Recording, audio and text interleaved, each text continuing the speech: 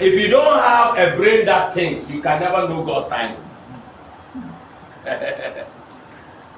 Somebody will say, really? Yes. Because you have to think wide and gather all the information about what God's agenda and program is on earth. Then you'll be able to read the time. You see the farmers. The farmers have gathered information about how their rain comes, what time it comes, how their seed grew, how the soil, how the clouds behave. That is how the farmer can tell you, next week we must plant some things because the rain will come. They are able to speculate based on gathered information. God expects us to speculate based on information gathered. If we don't gather information, I have told you over and over, record things, but you don't do it. So how are you going to be able to locate God's time? You can't. You can't.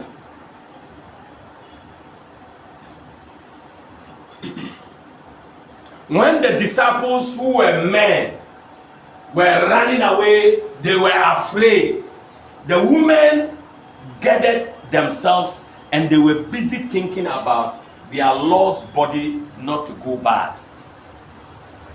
So you see, so they were trying to get men, get some heads, get some things to go and embalm their Lord's body. And that activity of thinking and preparation gave them the opportunity to know the timing the Lord will resurrect. Did you hear that? Yes. But the men who were not involved in anything sensible, but they were involved in fear, how to hide fear, they cannot get any solution for themselves. So how do you know God's timing? Involve yourself thinking about the Lord's program, the Lord's agenda, the Lord's project, the Lord's purpose, the Lord's plan, the Lord's mind that you have been learning. Think about it. And then you'll be able to catch up with God's timing. But if you are not somebody who thinks about things that God does, you can never know God's time. You cannot. Because you don't think that line. You don't. You don't even gather statistics. So you don't even know what has happened to you yesterday. You can't remember. No, you can't. So how can you know God's timing? You cannot. Because God's timing is a secret.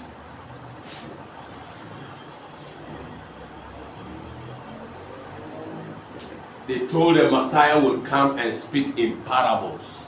That means God is not somebody who speaks openly. He likes to speak in secrets. Why? He wants people who think. He doesn't want people who don't think. Ask the person seated by you, do you think? Peter said, oh, yeah.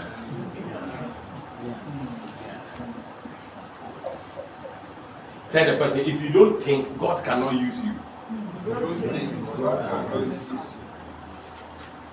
Samuel, even the great prophet, failed to think. God said, I have a king in Jesse's house. He just got up, took oil, he was going.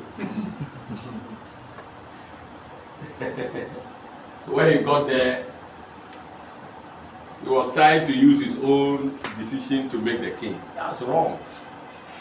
They have told you, I have a king in Jesse's house. You didn't even ask, what is his name? Someone didn't ask you. He just took his oil and went. So he got there, he wanted to do trial. When you fail to think, all you can do is to do trial. Is that also? Yes. So that is what is our problem. We don't want to think. One of the activities of thinking is asking questions. Isaac Newton asked a question, why didn't the mango fall up? But he was thinking. He was not talking, no. He was just thinking and asking that question. So thinking is the activation of your brain.